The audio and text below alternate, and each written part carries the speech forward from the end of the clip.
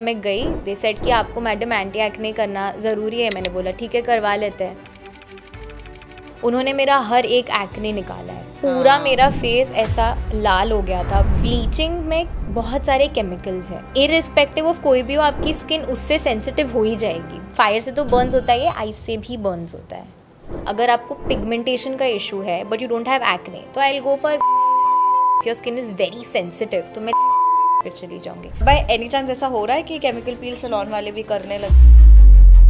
Chemical peel is more of a treatment, hydra facial is more of a taking care of your skin. It's like हाँ, वो कितनी बार कराना चाहिए? जब तक आपके बाल ब्लैक या ब्राउन है तब तक लेजर काम करेगा। एक बार वो वाइट हो जाएंगे ना बाल, तब वो नहीं करेगा। So if you have white hair, उससे पहले ही करवा लो। हाँ। मेलेनिन आपने बोला कि वो कम हो जाता है, और that's a powerful stuff for us कि मेलेनिन से हम बहुत सारी चीज़ों से बचे, तो मैं वो क्यों कम करूँ? परसेप्शन ये है कि एजिंग यहाँ से हो रही है, बट एजिंग ऊपर से नहीं हो रही, एजिंग बोन से स्टार्ट होती है। आपका बोन स्मॉल होता जाता है, आपका फैट पूरा नीचे आने लगता है, आपका मसल्स का मूवमेंट जो इंक्रीज हो जाता है, इसलिए क्रीसेस बाहर रिंकल्स की तरह दिखते हैं। After facial you should not wash your face for 2-3 days। No, retinol से स्किन पतली हो जाती है।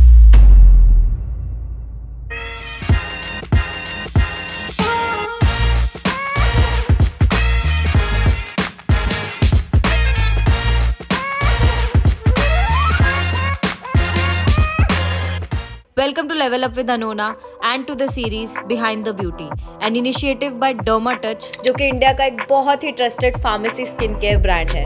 इस पॉडकास्ट सीरीज में हम रियल भारत के रियल प्रॉब्लम को एड्रेस करेंगे और डर्माटोलॉजिस्ट एंड स्किन एक्सपर्ट से समझेंगे आपकी स्किन के बारे में।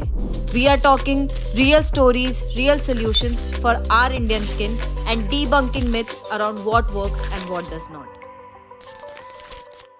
आज बहुत इंपॉर्टेंट चीज़ के बारे में बात की है, which is skin care treatments, मतलब सोल्यूशंस जो स्किन केयर के लिए हैं। From IV infusions to chemical peel to Botox, मतलब ट्रीटमेंट्स की बात आती है। हमने अब सब कवर किए हैं और सबको काफ़ी डिटेल में कवर किया है कि आपको समझ आ जाएगा कि ये ट्रीटमेंट्स क्यों होते हैं, कब कराने होते हैं, किसके लिए होते हैं और कैसे होते हैं। लेट्स वेलकम आज के गेस्ट हमारे, जो कि हैं डॉक्टर साची, and let's deep dive in these treatments. Hi Sachi. Hello. How are you? I'm doing good. How are you? Excited? Very excited for I this. am too. I mean, आज का जो topic हम लेने वाले हैं behind the beauty में, ये एक मुझे लगता है जो भी जब इसका ऐसा थंबनेल देखेगा ना कि यार ट्रीटमेंट्स जो हर इंसान ऐसे डर्मेटोलॉजी में कराना चाहता है पर इतना कंफ्यूज्ड है, तो उसको हम बहुत ही, मैं आपसे डीप डाइव में डिटेल में उसको ब्रेकआउट करना चाहती हूँ, है ना। तो इसके लिए तो I am excited and the vibe that you give. I mean 15 minute पहले से मैं आपसे बातें कर रही हूँ। Now we are officially starting, but you are amazing. So thank you so much. Thank you for inviting me. Thank you so much.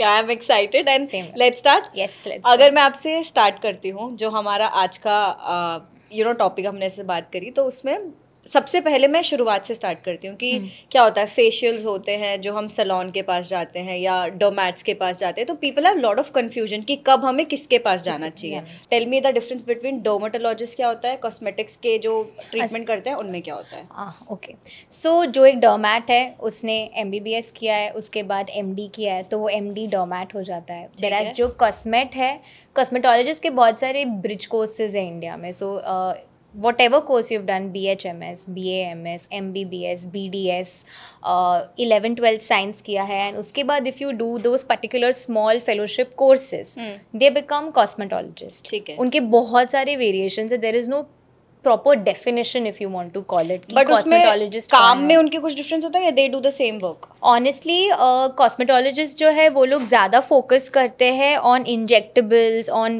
Beauty part of the derma part, whereas dermatologist दोनों चीज़ देखते हैं, medical part as well as beauty part. So medical part में कहना चाहती हूँ जैसे कि there is a lot of eczema, atopic dermatitis है, सोरियासिस हो गया, डिसीजेस, विटिलिगो, ये सब जो है वो सारा डर्मैट देखते हैं। बट साथ में of course injectables like Botox, fillers, peels, lasers, everything is what they see.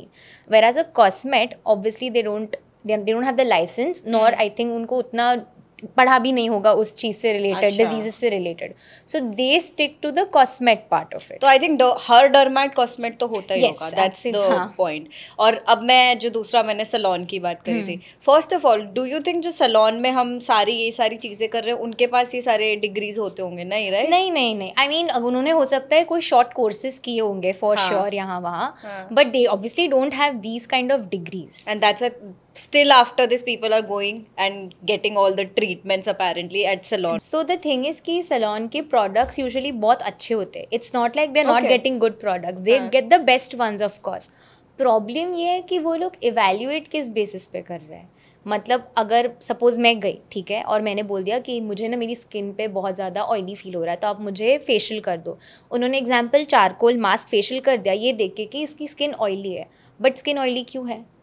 मैंने कल क्या कुछ प्रोसीजर कराया है, मैं क्या सीरम्स यूज़ कर रही हूँ, मुझे कोई एलर्जीज तो नहीं है, एक्जिमा तो नहीं, ये कुछ एवेल्युएशन नहीं होता. मैडम ये आपके लिए बेस्ट है, आप ये करवा लो.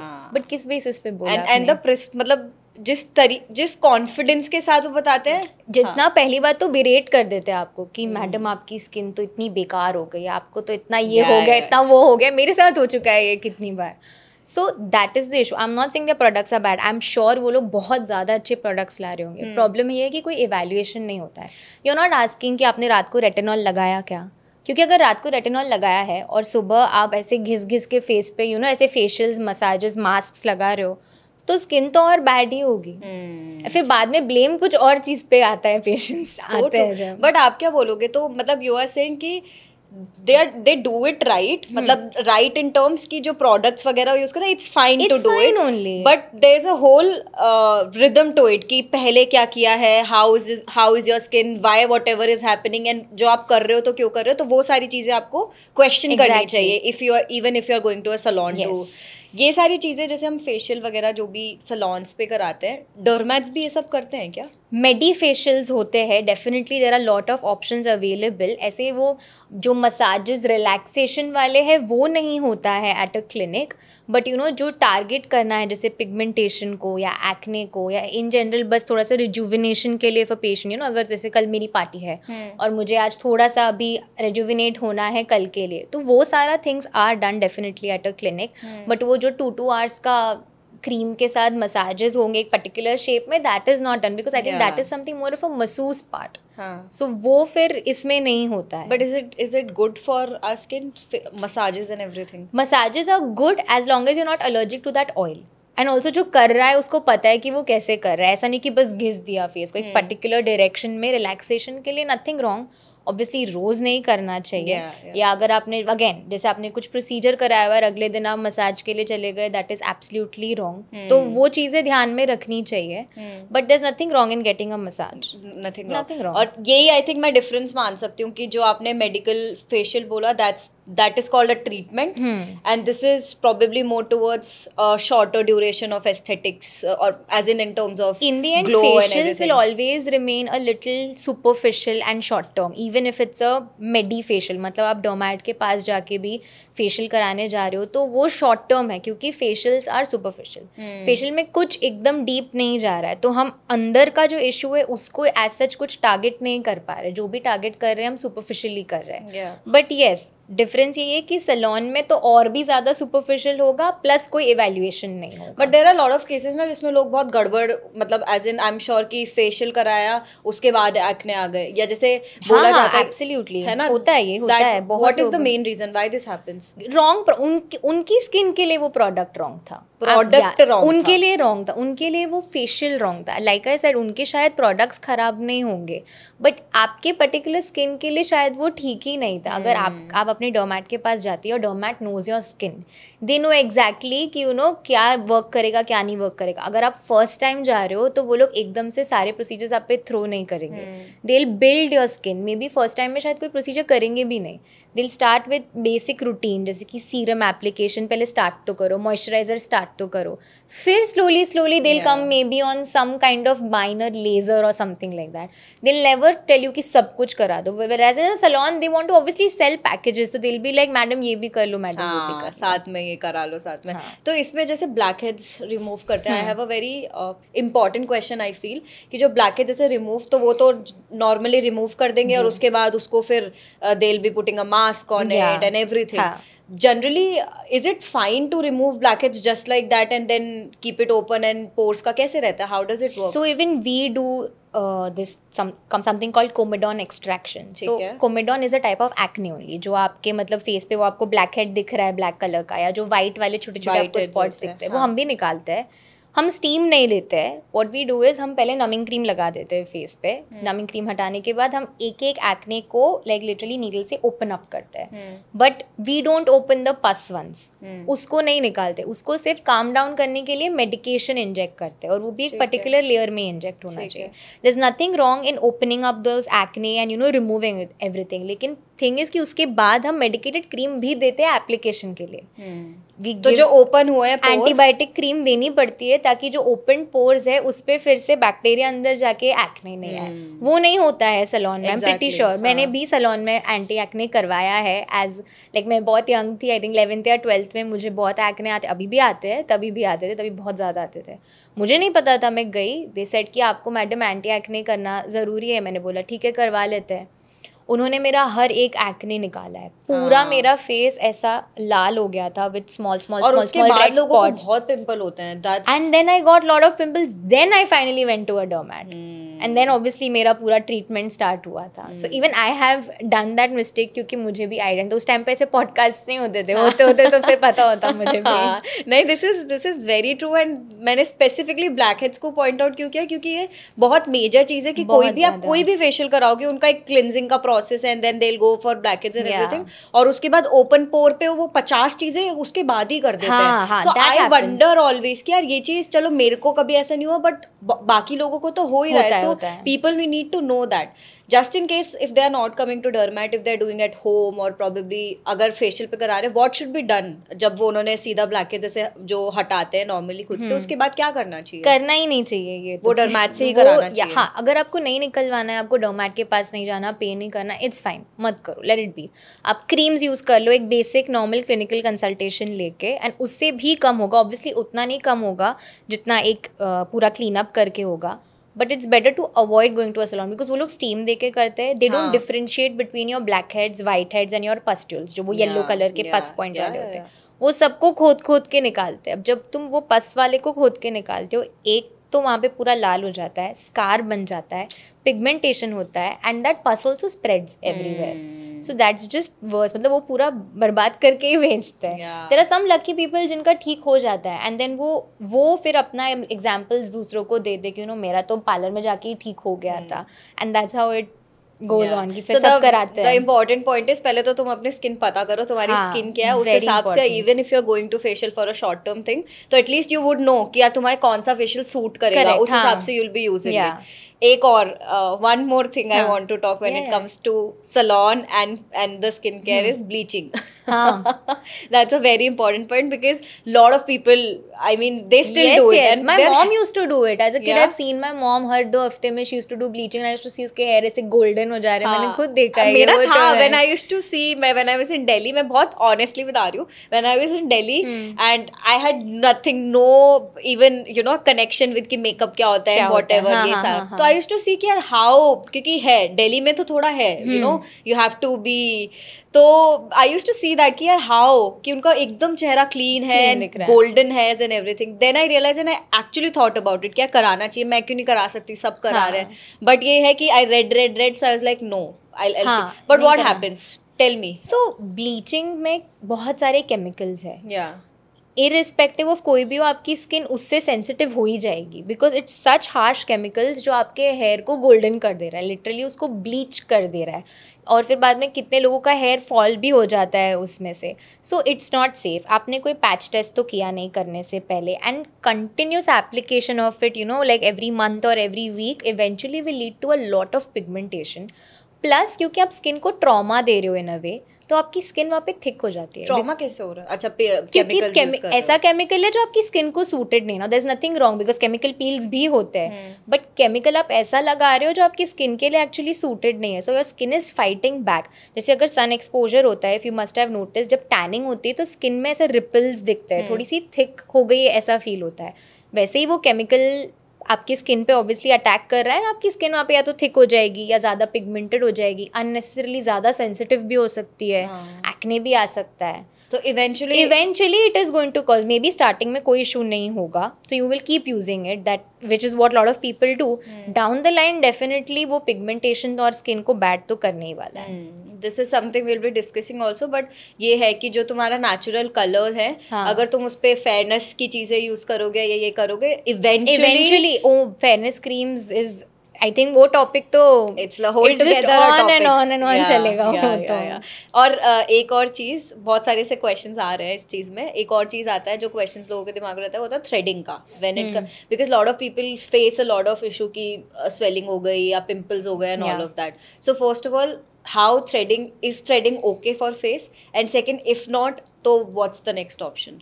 So थ्रेडिंग में प्रॉब्लम क्या होता है कि जब आप थ्रेडिंग कर रहे हो तो वहाँ पे अगेन इट्स अ ट्रॉमा, आप एक वो बाल खींच के निकाल रहे हो, जैसे आप प्लग कर रहे हो वैसे ही थ्रेडिंग में भी वो टूट रहा है, तो वहाँ पे वो एक एरिया ओपन रह गया, उसके ऊपर वो लोग यूजुअली पाउडर, एलोवेरा जेल या वो ठंडी ठंडी क्रीम लगा देते हैं उसके ऊपर, क्योंकि मैंने भी कराया है पहले तो वो ठंडी ठंडी क्रीम लगा देंगे। Now you forget about it, you usually people don't go back home and wash it off, 1 hour रहेंगे वहाँ पे, उनका कुछ बाल का चल रहा होगा etcetera etcetera, so you didn't clean that area, वो होल ओपन ही है, क्रीम पता नहीं कौन सा लगाया था, स्किन को कोई क्लीन करके तो आपने थ्रेडिंग कराया नहीं था, आप बाहर से आए and you just got the threading done, so the bacteria still sitting there and वो ओपन पोर वहाँ पर है, बैक्टीरिया बैठा है, तो रेड बम्स, एक्ने, इरिटेशन हो जाता है वहाँ पे। सो if you still getting threading done, मतलब अगर आपको करवानी ही है थ्रेडिंग, तो you go home immediately, wash your face of with a very gentle cleanser, apply a very little moisturiser and आपकी एंटी एक्ने क्रीम जो होगी वो इतनी सी जो होगी वो हल्की सी लगा दो। आई एम नॉट गारंटिंग कि एक्ने नहीं आएगा बिकॉज इन द एंड आप ट्रॉमा तो दे ही रहे हो, but still safer than using that aloe vera green gel वो ऐसे लगा देते हैं हमें, तो वो एटलीस्ट आप ये कर सकते हो अगर आपको फिर भी थ्रेडिंग करनी है। एंड व्हाट अबाउट वैक्सिंग जो कराते हैं, सेम आईब्रो और अपर लिप? वैक्सिंग इज तो a very bad idea, very bad idea. वो जिस तरह से आपकी स्किन खींचती है, स्किन को लूज कर देता है, again you are giving your skin trauma.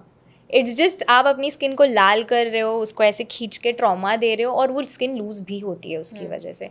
कोई पॉइंट नहीं है, इससे अच्छा तो आप शेविंग कर लो, इट्स चीपर ऑल्सो, आप घर पे बैठे बैठे आराम से शेव कर, तो ट्रॉमा आएगा ही ना, लोग बोलेंगे बट आप सुपरफिशियली कर रहे हो, आप कुछ भी ऐसा खींच नहीं रहे हो ना आप। एंड उसका भी एक वे है, मतलब यू ऑलवेज मेक श्योर कि आपने एक्सफोलिएट किया, एक्सफोलिएट नहीं भी करोगे तो एक फेस वॉश लो, जेंटली क्लेंस करो, उसके बाद आप मॉइस्चराइज़र लगा सकते हो, मॉइस्चराइज़र लगा के या तो आप इन द डायरेक्शन जाओ या अगेंस्ट द डायरेक्शन जाओ, बट चूज़ वन, दोनों नहीं करना है।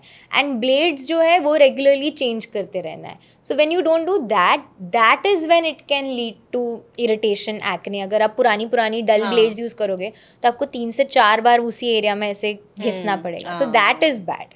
वो फिर हाँ एक्ने कर सकता है, otherwise there is no risk with shaving.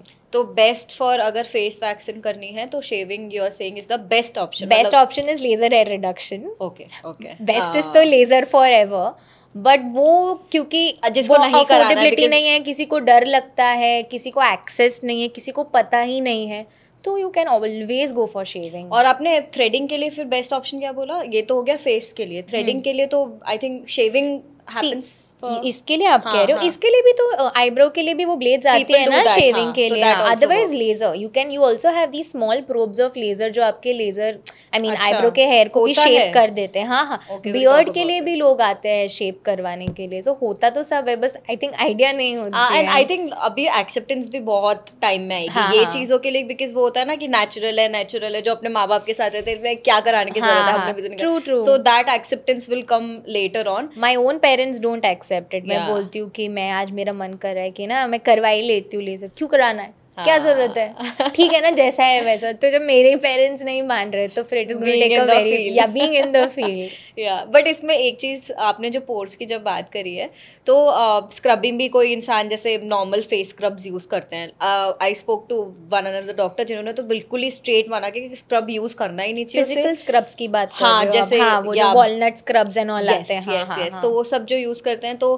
Barrier पे इशू आता है कि बैरियर ब्रेक हो रहा है एंड ऑल ऑफ दैट, तो वो करना ही नहीं चाहिए फर्स्ट ऑफ ऑल। तो टेल मी अबाउट कि करना चाहिए नहीं करना चाहिए, एंड अगर कर भी रहे हैं तो वो जो ओपन पोर्स का सिचुएशन होता है अगेन, सो कैसे उसको you know once you are scrubbing, what should be the next process for that, what should be the whole idea about it? पहली बात तो like you said correctly, scrub करना ही नहीं चाहिए, नॉट अ फिजिकल स्क्रब नहीं use करना चाहिए। एक्सफोलिएशन के लिए केमिकल पील्स होती है, ठीक है, फिजिकली वो कुछ भी ऐसे एप्रिकॉट या कोकोनट लेके, शुगर लेके लोग स्क्रब करते हैं, सो वो बिल्कुल नहीं करना चाहिए। हाँ, मतलब नींबू, विटामिन सी, शुगर इतना हार्श, उसको आप ऐसे स्किन पे ऐसे रगड़ रहे हो, वेरी बैड आइडिया। आपका like you said again, barrier खराब होता है, बैरियर खराब होगा तो ड्राई स्किन भी होगी ना तो भी एक्ने आएगा, और उसके ऊपर सेंसिटिविटी भी हो सकती है। ठीक है, फिर जलन होगी अगर आप कोई भी प्रोडक्ट अप्लाई करोगे, and you will blame the product कि you know this product was not working for me, but actually उसके पहले आपने बेस ही ऐसा प्रिपेयर किया। लाइक अगर आप मेकअप कर रहे हो, आपका बेस ही अगर अच्छा नहीं होगा तो ऊपर का कुछ भी अच्छा नहीं लगेगा। तो बस वैसा ही है कि आपने स्क्रब करके पहले खराब कर दिया और फिर आपने प्रोडक्ट को कवर अप कर रहे हो। हाँ। And what about this steaming and जो cold, it's very famous ice dunking. So देखो, आइस डंकिंग में कुछ खराब नहीं है, प्रॉब्लम ये है कि lot of people get ice Burns with that. When not, मतलब एक आप आइस क्यूब ले लो, उसको क्लॉथ में रैप करो और हल्के हाथ से उसको आप ऐसे लाइक यू नो रब करो फेस पे। Why do you have to put your face into a bowl full of ice? आप कितना इमीडिएट टेम्परेचर चेंज दे रहे हो स्किन को, एंड अभी फायर से तो बर्न्स होता है, आइस से भी बर्न्स होता है, सेंसिटिविटी इंक्रीज हो जाती है स्किन की। येस, ब्लड फ्लो इंक्रीज हुआ तो फेस एक थोड़ी देर के लिए ऐसा मस्त रेड एकदम टमाटर जैसा दिखने लगेगा, सो फिर यू नो मेकअप में you look all pinky pinky, but long term के लिए it's not good, and lot of people have come with ice burns. I have a patient जो इनका फुल टाइम स्किन ऐसे red ही रहता है, क्योंकि वो सुनती ही नहीं है, बैरियर पे ही आता होगा असर सीधा, क्योंकि वो सिर्फ आइस ही और वो तो उन्होंने डंक करना बंद कर दिया है लकीली, बट अभी भी वो पूरे दिन बैठ के आइस रब करते रहते हैं। क्यों? बट बिकॉज वो है दिमाग में कि क्योंकि वो देखा हुआ है कि अरे आइस से ना पोर्स टाइट हो जाएंगे और मेरी स्किन यंग दिखेगी। A big role of social media and big role celebs also, I would say, talking about it and doing those challenges, I would say. Okay, तो let's deep dive। जब हमने बात करी थी सारे ट्रीटमेंट्स में, हम एक बार समझते हैं कि मैं पहले आपसे सारे ट्रीटमेंट समझूंगी, उसके बाद फिर एक नॉर्मल हम पूछेंगे कि अगर ये परेशानी है तो उसके लिए विच treatment is like overall should people go for. So let's start with one of the most common word जो मैंने सोशल मीडिया से लेके जब भी, या फेशियल पे जो अब सलॉन्स में भी आ चुका है डर्मैट्स के साथ साथ, दैट इज आप समझ गए होंगे, hydra facial. So let's talk about that. क्या होता है हाइड्रा फेशियल? हाइड्रा फेशियल बहुत ही बेसिक टाइप का फेशियल है, एकदम सुपरफिशियली काम करेगा, यूजुअली सेफ होता है until and unless you know आपकी स्किन टाइप से कुछ अलग ही ऑपोजिट कर दिया हो। तो उसमें बेसिक 4 स्टेप्स होते हैं। पहले वो लोग अच्छे से क्लेंस करेंगे, आपको मतलब क्लेंजर यूज़ करेंगे और पूरे फेस को क्लेंस करेंगे। फिर उसके बाद उनके पास ना एक ऐसा वॉर्टेक्स जैसा कुछ बोलते हैं उसको, जिससे एक एक जो आपका कोमेडॉन्स यानी कि जो ब्लैक हेड्स वाइट हेड्स है उसको दे सक it with the help of a vacuum pipe, समझ लीजिए। तो वो पूरा ऐसे ऐसे निकालते हैं फेस से, मतलब यूजुअली हम हाथ से निकालते हैं ना, वो एकदम जेंटली वो उस मशीन से बस वो पॉपअप करके निकाल लेता है। तो मे बी वो पूरी तरह से नहीं निकालता है, but it's very painless and gentle.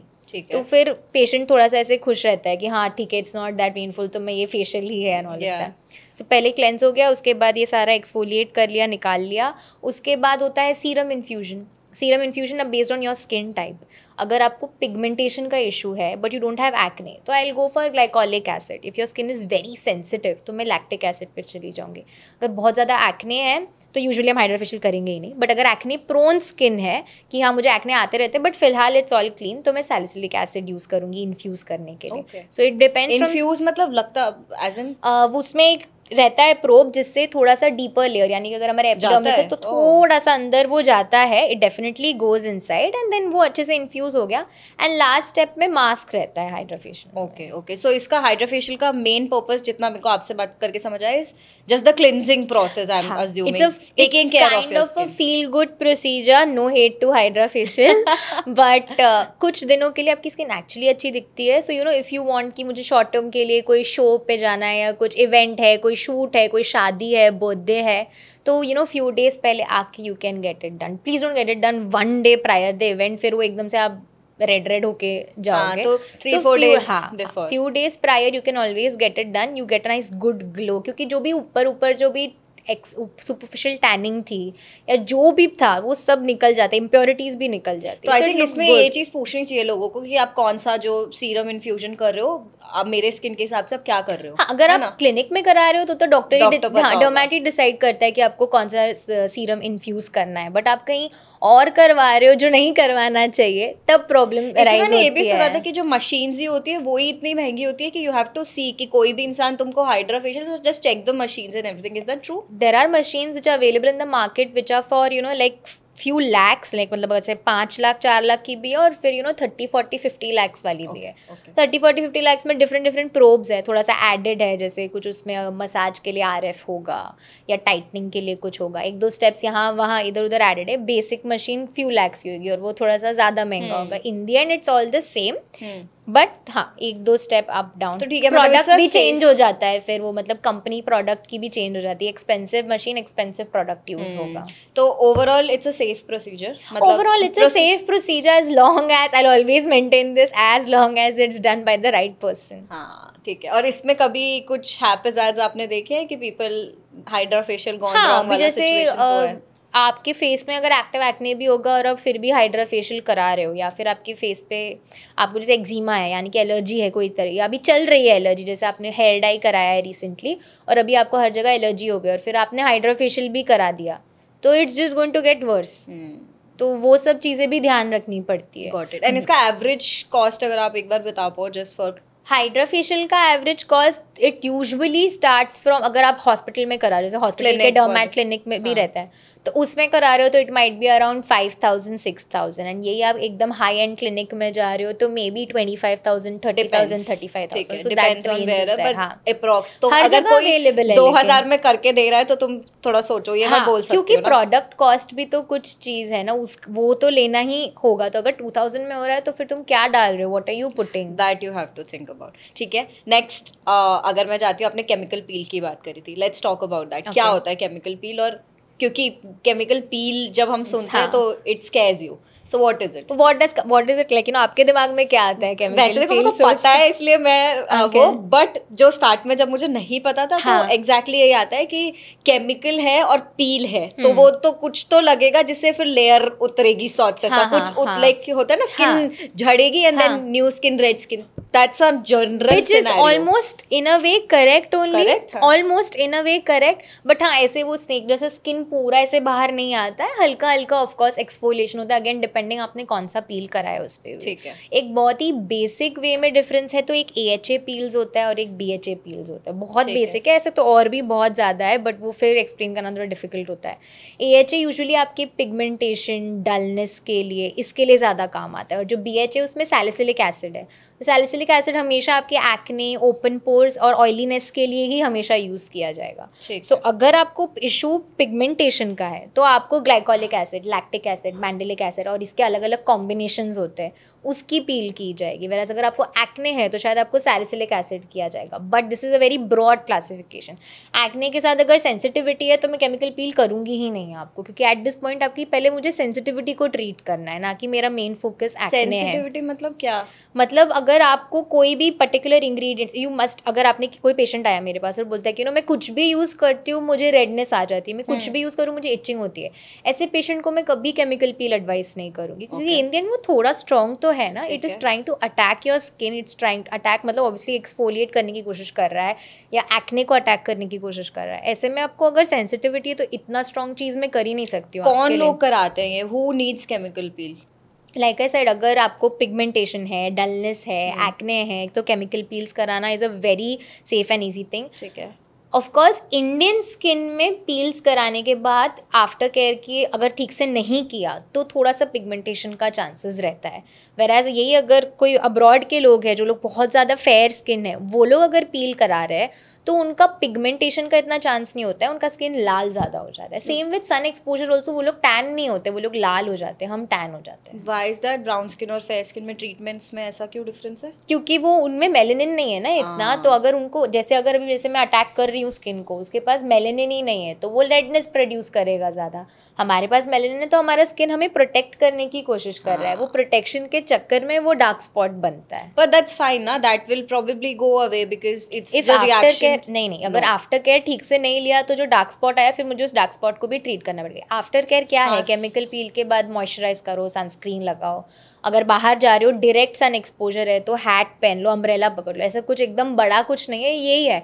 But लोग सनस्क्रीन लगाने के नाम पे इतना सा सनस्क्रीन लगाते हैं, फिर बोलते हैं हमने तो सनस्क्रीन लगाया था, फिर जब मैं पूछती हूँ कितना लगाया तो बोलते हैं इतना सा लगाया था, फिर वो इनकी सनस्क्रीन महीनों चल जाती है। But you suppose to use at least 2 finger length आपके फेस पे, अगर आप वो नहीं लगाओगे तो कैसे प्रोटेक्टेड रहोगे? तो ये कितने मतलब हाउ लॉन्ग एक केमिकल पील जिसने करवाई है, फर्स्ट ऑफ ऑल करवाई for, I think it's more of a treatment sort, it's not a regular कि मेरे को ग्लो चाहिए स्किन पे या कुछ चाहिए, it's not towards that, right? No. It's a treatment. मतलब somebody who has issues with tanning, someone who has melasma, someone who has pigmentation on their face post acne, मतलब acne treat हो चुका है, सब हो गया, लेकिन अब उसके छोटे spots रह गए, उनके लिए। And this is not the only. Active acne में नहीं होता। एक्टिव एक्ने पे हम सैलिसिलिक एसिड पील कर सकते हैं, स्पॉट खाली एक्ने पे कर सकते हैं, फुल फेस पे भी कर सकते हैं डिपेंडिंग। अभी जैसे मेरी स्किन सुपर सेंसिटिव हो जाती है तो मैं फुल फेस पे सैलिसिलिक एसिड नहीं लगाती, तो हम इंस्टेड क्या करती हूँ, जो भी मेरा एक्टिव एक्ने आएगा सिर्फ उसके ऊपर ऐसे एकदम छोटा सा डॉट हम लगाते हैं, उसको स्पॉट पील बोलते हैं। ओके।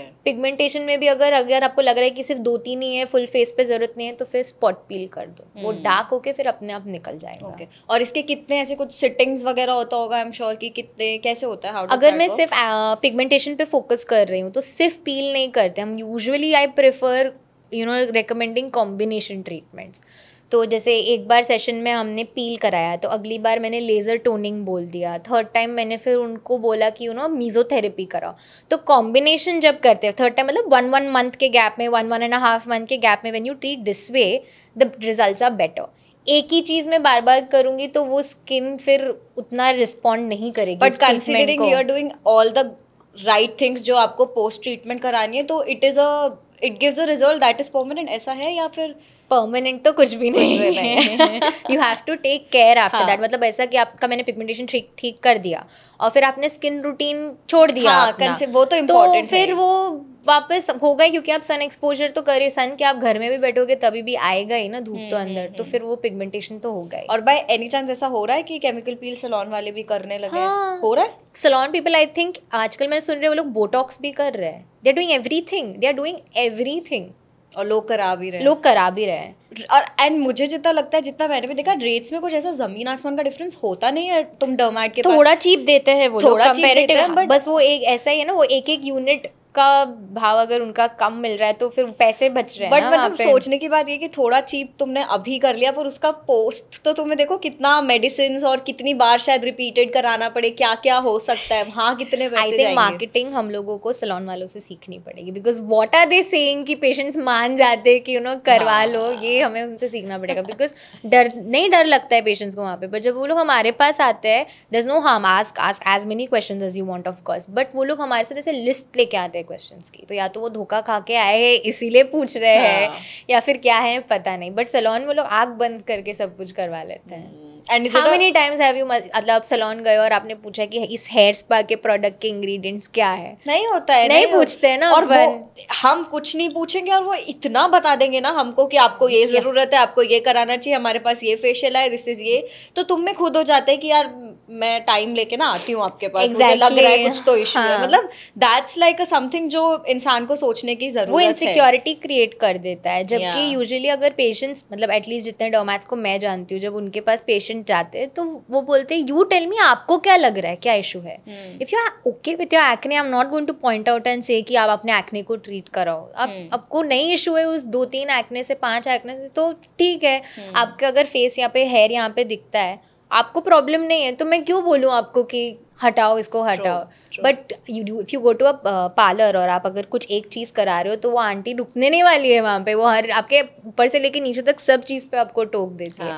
वो इनसिक्योरिटी बिल्ड करते हैं आपके अंदर, so that I don't find it okay. या तो ये दोनों चीज़ मेरे को समझ आई है, chemical peel is more of a treatment, hydra facial is more of a taking care of your skin. या इट्स लाइक हाँ, वो कितनी बार कराना चाहिए जनरली हाइड्रा फेशियल? अगर once a month is more than enough. once in 2 months is also okay. उसको कराना जरूरी नहीं है, but if you're getting it done once in a month, once in 2 months is fine. How many males are coming for hydra facials? आते हैं ना, ये चीज जानी, सब कराते हैं, सब कराते हैं। Males are getting done everything.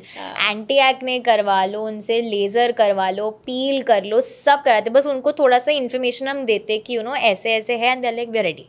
Botox, fillers, threads, everything सब करा रहे हैं। कराना चाहिए, there is nothing wrong, it's just that they don't go outside and say it कि हम ये करा रहे हैं, तो इसीलिए दूसरों को पता नहीं है कि ये करा रहे हैं, तो फिर इसलिए स्टिग्मा क्रिएट हो जाता है। Very true.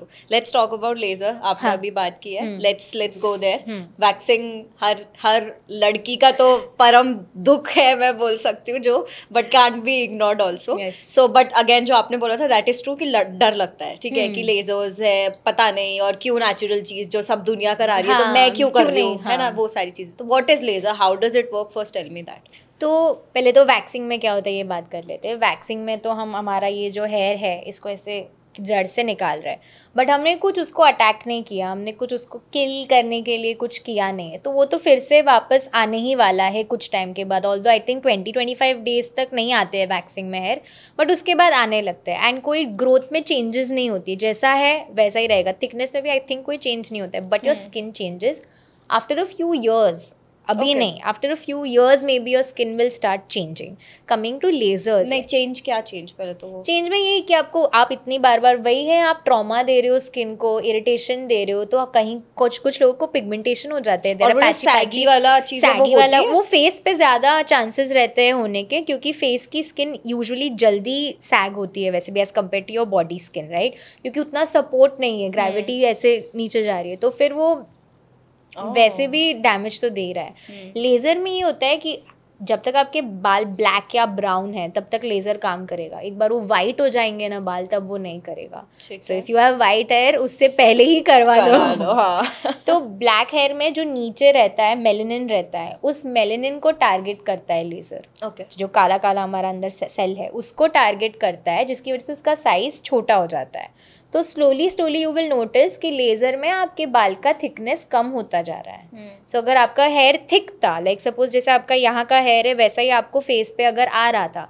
तो वो थिकनेस पतली हो जाएगी, वैसी पतली हो जाएगी जैसे शायद आपके आई लैशेस के हेयर, एंड देन धीरे धीरे एकदम लाइट होके वो hair growth I won't say permanently stop हो जाएगा, बट बहुत ज़्यादा रिड्यूस हो जाता है। ओके। बट इसमें एक जो आपने जब बोला ना, मुझे जो दिमाग में आया कि जिसकी वजह से शायद मैं नहीं कराऊँ, हाँ? ऐसा आया, आप बताना। मेलेनिन आपने बोला कि वो कम हो जाता है, और वो हमें ब्राउन स्किन को बोला जाता है कि that's a powerful stuff for us, कि मेलेनिन से हम बहुत सारी चीज़ों से बचे, तो मैं वो क्यों कम करूँ फिर? पर वो आपके स्किन के मेलेनिन को टारगेट नहीं कर रहा है, वो आपके हेयर के मेलेनिन को टारगेट कर रहा है। और मेलेनिन, हाँ, और वो हेयर के मेलेनिन को नहीं किल करता है। अभी वो अगर मतलब टेक्निकल टर्म्स में मैं जाऊँ तो हेयर के अंदर जो मेलेनिन है उसको वो इतना हीट अप कर देता है कि उसके नीचे जो ग्रोथ सेल है हेयर का वो उसको किल करता है। बट हेयर के ग्रोथ सेल को, स्किन के ग्रोथ सेल को नहीं।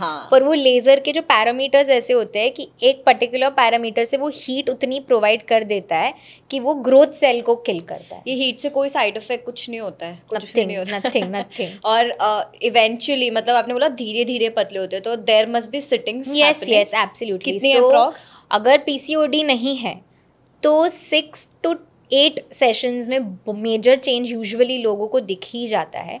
उसके बाद मेंटेनेंस सेशंस लगते हैं, मतलब आपको पहले तो हर मंथ आना है, 6 to 8 मंथ्स तो कंटिन्यूस हर मंथ आना है।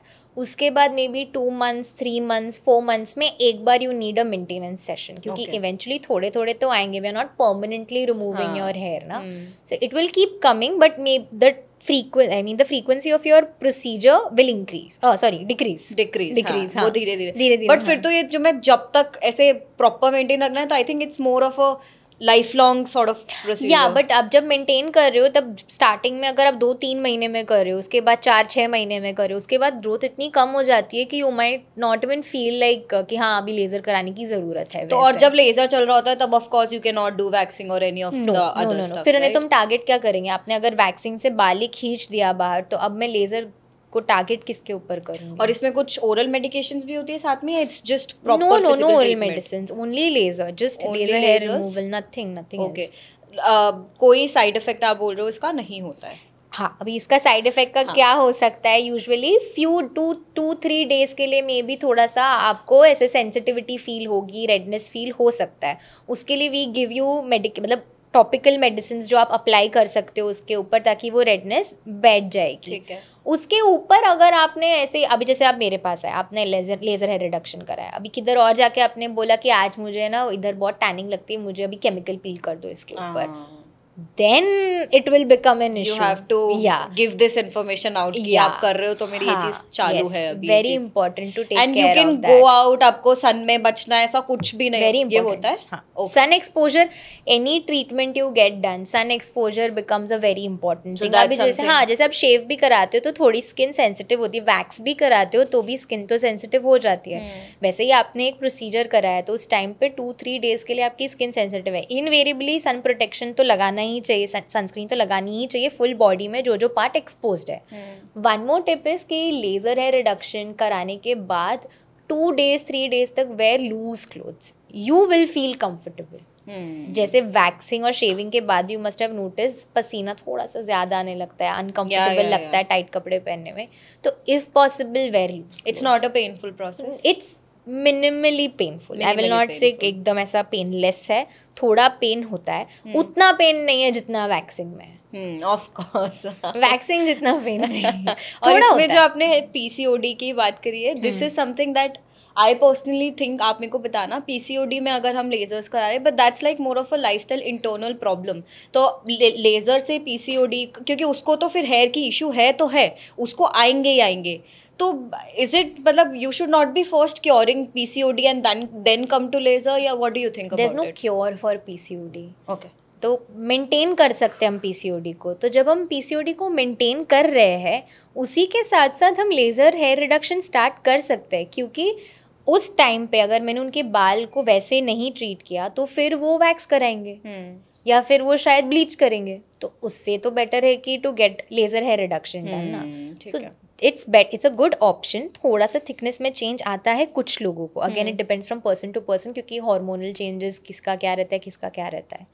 तो yes, you should start trying to maintain your PCOD with workout, lifestyle changes और ओरल कॉन्ट्रासेप्टिव पिल्स, जो भी आपका गायनेक आपको गाइड कर रहा है, बट साथ में हेयर पे वर्क करने में कुछ गलत नहीं है, क्योंकि नहीं तो आप वैक्स कराओगे। ओके। और ये तो हमने बॉडी लेजर की बात की, 2 areas, first is face and second जो बिकनी वैक्स हम कराते हैं, उस पे हाउ सेफ इज लेजर?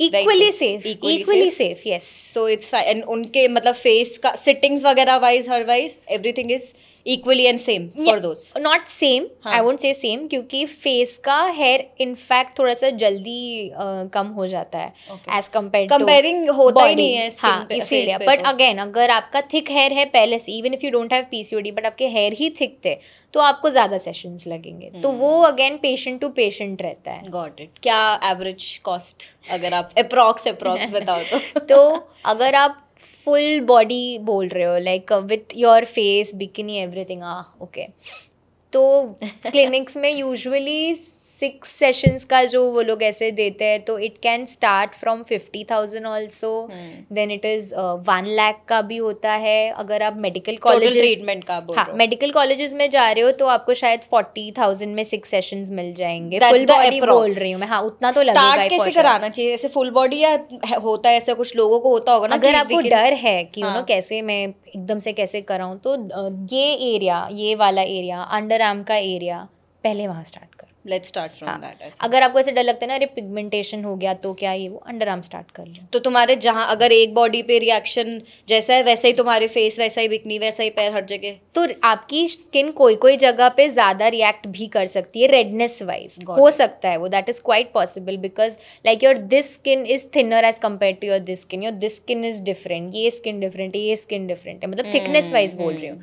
तो हो सकता है कि एक जगह रेडनेस ज्यादा होगी, but even we make sure कि जो एनर्जी मैं यहाँ लगा रही हूँ वही सेम एनर्जी मैं यहाँ नहीं देती हूँ, मैं कम एनर्जी देती हूँ यहाँ पे। तो फेस में हमेशा थोड़ा सा कम होगा एज कम्पेयर टू दिस। और मैं फर्स्ट टाइम में जब पेशेंट आ रहा है तो हम सीधा धड़ करके मैक्सिमम एनर्जी पे नहीं डालते हैं, लोअर एनर्जी पे डालते हैं। पेशेंट को इन्फॉर्म भी करते हैं कि देखो हम लो कर रहे हैं क्योंकि हमें देखना है कि रिस्पॉन्ड कैसे करेगी आपकी स्किन।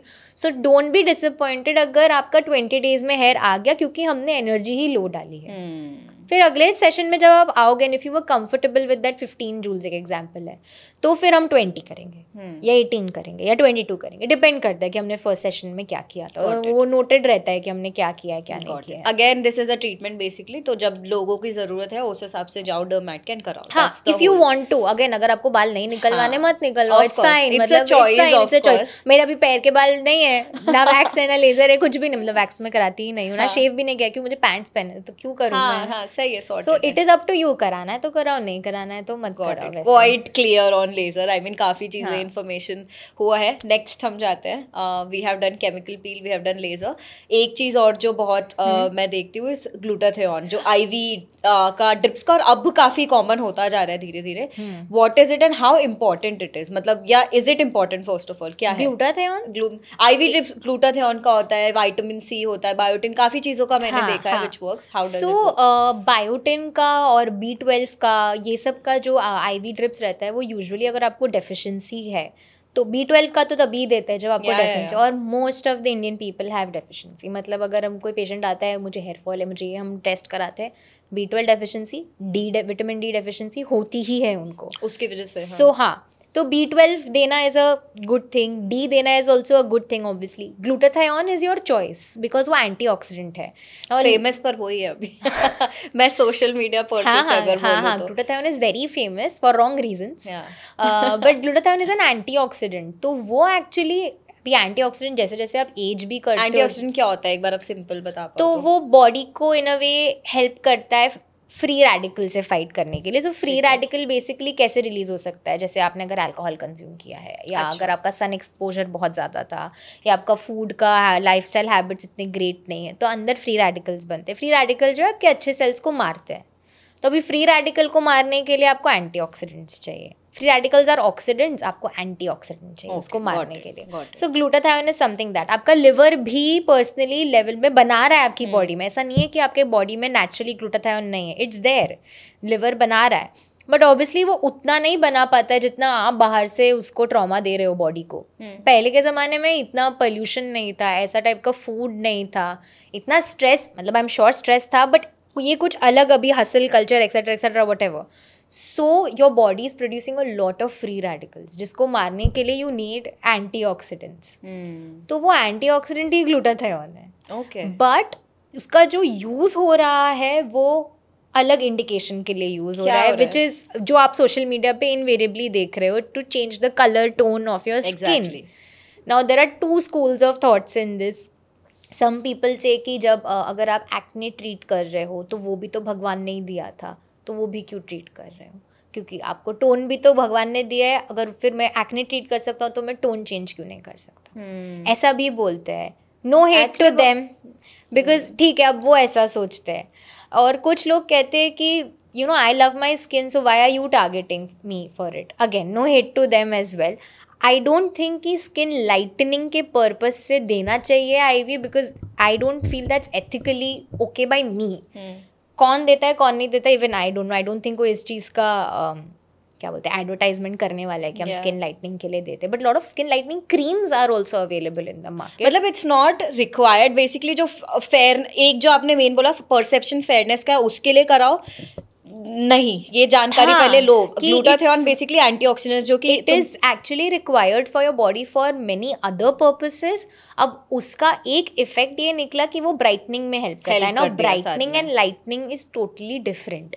ब्राइटनिंग वो है कि आपका टोन सेम रहेगा, अभी जो मेरा ये टोन है वही रहेगा, बट जो अनइवननेस है, जो डलनेस दिखती है, वो चली जाएगी। बट इसकी जरूरत कब, एंटीऑक्सीडेंट्स तुम्हारे कम हो रहे हैं, कब जरूरत पड़ती है, कब पता चलता है ये? एंटीऑक्सीडेंट्स, कुछ सिम्टम्स आते हैं बॉडी में या क्या start looking dull, dull, maybe अगर आप टायर्ड फील कर रहे हो तो शायद आपको B12 की डेफिशिएंसी, आपको D की डेफिशिएंसी हो सकती है, आपको आयरन की डेफिशिएंसी हो सकती है। आप डल लग रहे हो तो could be that you need antioxidants, तो आप विटामिन C ग्लूटा स्टार्ट कर सकते हो, but that is not the indication with which what people come. Obviously उनके दिमाग में कुछ और होता है। I get a lot of DMs saying ma'am please skin lightening के लिए कुछ बता दो, स्किन लाइटनिंग के लिए कुछ बता दो, एंड मैं उनको यही बोलती हूँ आपको क्यों करना है। I have got crazy messages, मतलब इतने crazy amount of messages, what I am trying to say, इतने सारे इसी चीज़ से रिलेटेड रहते हैं, but I don't blame them, क्योंकि उस वे में डिफ्रेंशिएट होता है अपने यहाँ पे, वो होता है। सो इट इज इनपुट उनके दिमाग में जाता है कि भाई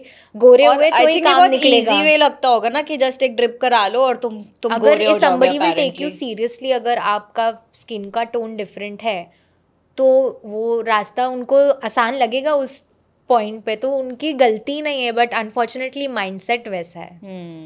या दैट्स वेरी ट्रू यार। बट इसमें मैं जनरली जो आप बोल रहे हो कि जब आपके पास ऐसे DM आते हैं, what do you say to them, not in terms कि हाँ चलो मतलब क्यों कराना ना, पर what's the solution for it? Dullness के लिए अगर डलनेस है तो there are so many things from like जैसे मैंने बोला आपको स्किन केयर से पहले तो बेसिक से स्टार्ट करना चाहिए। आपका प्रॉपर स्किन रूटीन, हाँ, और ग्लूटा भी हेल्प करता है। डोजेज में डिफरेंस होता है, अगर मैं नॉर्मल डोसेज दे रही हूँ जो FDA में अप्रूव्ड भी है तो वो आपको एक्चुअली ब्राइटनिंग में भी हेल्प कर देगा, बट अगर वो एक्सेसिव डोज दिया ना तब वो करता है आपके स्किन टोन को चेंज, बट वो आपको लंबे समय तक उतना ज़्यादा डोज लेना पड़ेगा।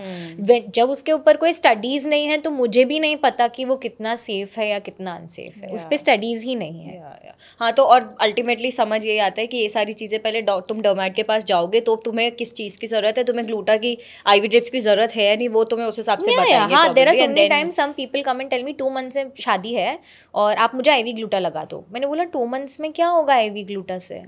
तो दे लाइक हम गोरे मतलब ब्राइटन हो जाएंगे, गोरे हो जाएंगे। गोरे में बोलती हूँ गोरे तो आप नहीं होंगे, ब्राइटन भी नहीं होंगे आप 2 months में। 2 months में मैं आपको हार्डली 3 IV या 2 IV चढ़ा पाऊंगी। उसमें इतने से में कैसे आप फुल बॉडी ब्राइटन हो जाएगा? You have to take care, you will have to get lasers done, you will have to get apply serums, आपको अच्छा खाना खाना पड़ेगा, वो बहुत सारी चीज़ें, सिर्फ आप IV पे नहीं रिलाई कर सकते हो। और वही ना ये आता होगा दिमाग में लोगों के कि अंदर से हाइड्रेट हो रहे हो, अंदर से तुम्हें ये सारे आ रहे हैं तो प्रॉब्ली अंदर से स्किन हील हो जाएगी। In short that not saying कि नहीं होगी, बट 2 sessions में नहीं होगी, वो बहुत it's a procedure, in short it's a long procedure. हाँ, वो ऐसा है कि तुम जैसे तुम सप्लीमेंट ले रहे हो तो एक दिन में तो you are not going to feel कि हाँ मैं ठीक हो गई, वैसे ही वो लंबा चलने वाली चीज़ है। गॉट इट, ठीक है। Next is minoxidil. ये एक हमने आई थिंक हेयर पर्से से मैंने इसको ज़्यादा सुना है। क्या होता है, पढ़िए क्या होता है? मिनॉक्सिडिल का जो ट्रीटमेंट लेते हैं, तो what is minoxidil first of all, क्यों यूज होता है? कंपाउंड जो जब मतलब यूजुअली इसके दोनों फॉर्म्स अवेलेबल होते हैं, टॉपिकली भी लगा सकते हो, ओरली भी ले सकते हो। कंप्लीटली फॉर हेयर ना? No, actually fun fact, oral वाला जो मिनॉक्सिडिल स्टार्ट हुआ था वो हाइपरटेंशन के लिए उस पर स्टडीज हो रही थी। हाइपरटेंशन? हाँ, तो वो एक्चुअली आपका BP लो करता है, एंड उस टाइम पे उन्हें पता चला कि ओ ये आपके हेयर को भी ग्रो करता है, एंड देन उन्होंने मतलब वो स्टडीज़ जब हो रही थी उस टाइम पे तब पता चला ये BP ही लो नहीं कर रहा है, ये आपका हेयर ग्रोथ भी इंक्रीज कर रहा है। तो then they found something topically, मतलब उसको फॉर्मुलेशन जैसे भी किया होगा उन्होंने और उसको फिर टॉपिकली एंड देन फिर स्टार्ट हुआ था उसका एप्लीकेशन। तो ये तो आई थिंक नॉर्मली, क्योंकि लॉट ऑफ, अगर मैं प्रोडक्ट्स की भी बात करूँ, मिनॉक्सिडिल इज लाइक अ की पॉइंट ऑफ सेलिंग ऑल्सो कि मिनॉक्सिडिल प्रोडक्ट्स हैं, but OTC over the counter वाले प्रोडक्ट्स में आप मिनॉक्सिडिल नहीं देखोगे। रोजमेरी, रेडेंसिल, एनागेन, ये सब ज्यादा रहता है। Minoxidil there are lot of ads that I am seeing जिसमें सेल वो करते हैं मिनॉक्सिडिल। हाँ, बट आइडियली नहीं देना चाहिए वो, मतलब यूजुअली जो मोर फेमस ब्रांड्स है उनमें मैंने इतने नहीं देखे होंगे जिसमें डायरेक्टली मिनॉक्सिडिल उनके एटलीस्ट कार्टन पे लिखा है, आई डोंट नो इंटरनली उनके उसमें क्या है, बट उसमें रेडेंसिल, एनागेन ये सब लिखा हुआ रहता है। Minoxidil is more of a prescription drug. अच्छा, एंड इट इज जो अगेन हेयर ग्रोथ में मेन जो आ जाता है, अगर काम आ जाता है, तो स्किन से इसका कोई लेना देना नहीं है। स्किन से इसका कोई लेना देना नहीं है, बट इसका एप्लीकेशन थोड़ा ट्रिकी हो सकता है। मतलब आप जब मिनॉक्सिडिल लगाते हो, you have to make sure कि वो इधर से इधर नहीं आ रहा हो, नहीं तो आपको यहाँ पे भी हेयर ग्रोथ आना स्टार्ट होएगी। सो यू हैव टू, और मतलब मिनॉक्सिडिल हम यूजुअली, मैं पेशेंट को बोलती हूँ कि आप सोने के 1 घंटे पहले लगाना, क्योंकि वरना क्या होगा, आप तुरंत लगा के सो जाओगे, पिलो पे लगेगा, पिलो से फेस पे लगेगा, रैंडमली जहाँ नहीं लगना चाहिए वहाँ पे लगेगा। ऐसा नहीं कि एक दिन में ही बाल आ जाएगा, बट अगर ये ऐसा रोज़ होगा तो फिर उस एरिया में भी हेयर ग्रोथ होने लगेगा। हैड अ पेशेंट जिनको इधर बाल नहीं आते थे, हमने तो उनको इधर के लिए मिनॉक्सिडिल दिया था, उन्होंने अपना दिमाग लगाया होगा, एंड शी स्टार्टेड यूजिंग हर, वो अपना ये मस्कारा का जो ब्रश रहता है उससे शी स्टार्टेड अप्लाइंग इधर, which is okay I guess, but problem ये हुआ कि वो सो जाते थे तो उनको यहाँ पे बाल आने लगे थे उसके बाद, क्योंकि आँख बंद किया तो मिनॉक्सिडिल यहाँ भी अप्लाई होने लगा था। और यहाँ पे मतलब होते हैं हमें हेयर, बट फॉलिकल्स इतने छोटे छोटे थे कि मैं दिखाई भी नहीं देता, बट मिनॉक्सिडिल की वजह से वो स्टिमुलेट हो गया था। तो यू हैव, मतलब क्या क्या सोच लेते हैं पेशेंट्स और कर लेते हैं। बाप रे, that's true. Next is micro needling, मतलब ये अगेन अ वेरी वेरी अब तो फेमस बोल सकती हूँ, डर्मा रोलर, माइक्रो नीडलिंग, ये सारे काफी procedure which is very common हो चुका है। क्या है, व्हाट इज इट, क्या होता है इसमें? सो माइक्रो नीडलिंग में एक ये जो ऐसा हमारा उसका प्रोब होता है, उसके प्रोब में ऐसा स्क्वायर शेप या राउंड शेप में छोटी छोटी छोटी माइक्रो नीडल्स होती है। और वो, क्योंकि अब जब आप डर्मा रोलर करते हो तो अब हम हाथ से करते हैं तो उसका डेप्थ हम इतना अच्छे से डिसाइड नहीं कर पाते क्योंकि वो मैन्युअली हो रहा है। पर जब मैं प्रोब यूज़ करती हूँ तो वो ऐसे आवाज़ आती है, तो वो उतना ही जाएगा जितना उसकी नीडल्स है। मेरे प्रेशर पे नहीं डिपेंड करेगा, क्योंकि मेरे हाथ के प्रेशर पे थोड़ा डर्मा रोलर का डेप्थ कभी कभी डिपेंड करता है। मैं अच्छे से नहीं करूँगी तो वो डीप नहीं जाएगा, मैं ऐसे ऐसे ऐसे करके कंप्लीट कर दूंगी तो वो ऊपर ऊपर ही रहेगा। मेरा माइक्रो नीडलिंग जो है वो मशीन कर रहा है, मैं ही उसका प्रोब पकड़ी हूँ, पर वो मेरे प्रेशर पे डिपेंड नहीं करता है, वो आपकी स्किन के उस पर्टिकुलर डेप्थ तक ही जाएगा ना। How does it work? Scars होते हैं छोटे छोटे, एक्ने के स्कार्स है या स्किन पे टेक्सचर है, तो उसके लिए काम आता है। स्किन थोड़ा सा टाइटन कर देता है, रिजुविनेट कर देता है, बट उसमें डाउन टाइम होता है। डाउन टाइम मतलब एटलीस्ट 5-6 डेज तक स्कैबिंग बनती है उसके ऊपर। तो उस टाइम पे again every procedure after care is very important. उस टाइम पे ठीक से केयर नहीं लिया, स्कैब खुद से निकालने की कोशिश की, कुछ दूसरे प्रोडक्ट्स लगा दिए, मसाज, स्टीम, सोना करा लिया, तो प्रॉब्लम होती है। और इसका मेन जो बोल रहे हो आप वो एज इन टाइटनिंग, पोर्स का जो साइज थोड़ा सा, पोर्स का अपीयरेंस थोड़ा सा रिड्यूस हो जाता है, फेस थोड़ा सा टाइटन हो जाता है, थोड़ा नॉट ऐसा कि एकदम मैजिक होके फुल ऊपर गया, बट रिजुविनेटेड फील होता है। स्कार्स होंगे तो डेफिनेटली उनकी size, but not in one session, you require multiple sessions. तो ये it's not more of a procedure for a treatment, it is, पर थोड़ा लाइफस्टाइल फोकस मैं बोल सकती हूँ for taking care of skin part वाला जो होता है। It's a taking care of your skin, या अगर आपको स्कार्स बॉदर करते हैं तो उसके लिए तो इट वर्क्स। इसकी सिटिंग्स वगैरह कितनी आप बोल रहे हो, कितने होते हैं जनरल? MNRF यूजुअली हम कंबाइन करते हैं फ्रैक्शनल लेजर के साथ, सिर्फ MNRF तो नहीं करते। तो फ्रैक्शनल लेजर क्या होता है? फ्रैक्शनल लेजर इज थोड़ा सा डिफरेंट, उसमें भी उसमें कोई नीडल्स नहीं होती है, वो ऐसे स्क्वायर शेप में ऐसे छोटे छोटे छोटे डॉट्स, पोर्स क्रिएट करता है और कोलाजन स्टिमुलेशन करता है। MNRF भी कोलाजन स्टिमुलेट कर रहा है, बस मैकेनिज्म डिफरेंट है। यहाँ पे RF एनर्जी यूज़ हो रही है, माइक्रो नीडलिंग विथ RF। और लेज़र में CO2 लेज़र है, अर्बियम यैग है, तो उनका मैकेनिज्म ये है कि वो लोग अपना लेज़र एनर्जी से कोलाजन स्टिमुलेट कर रहे हैं। दोनों का काम काम अल्टीमेटली सेम है, बट थोड़ा सा प्रोसेस डिफरेंट है, इसीलिए हम कंबाइन करते हैं। और साथ में कभी कभी साथ में हम PRP भी ऐड करते हैं उसमें, ताकि हीलिंग बेटर हो स्किन की। सो लाइक जैसे मैंने MNRF के साथ ही अगर PRP किया तो वो जो स्कैब के बाद जो पिगमेंटेशन का चांसेस है वो कम हो जाता है, क्योंकि वो हील करेगा आपकी स्किन को। तो आई थिंक ये तो जितना आप बता रहे हो, क्योंकि कोलाजन प्रोडक्शन से फिर सारी चीज़ें तुम्हारी धीरे धीरे हो रही हो, तो it's a long procedure but with a long result, I mean yes, with a long term result, and result from the internal thing, मतलब ऐसा नहीं होता ना कि superficial layer पे आप काम कर रहे हो। नहीं, क्योंकि स्कार डीप है। अगर मैं ऊपर, बहुत सारे पेशेंट्स बोलते हैं कि सीरम दे दो स्कार के लिए, बट स्कार के लिए कैसे सीरम दे, क्योंकि स्कार तो डीप है, अंदर है, तो उसको ठीक करने के लिए हमें इंटरनली ही काम करना पड़ेगा। एंड नीडल्स का नाम सुन के लोगों को लगेगा कि whether it's lot of times I come and show them कि सी कितना छोटू सा है ये नीडल, इतना सही है, ऐसे जाने वाला है, बट नहीं चलेगा।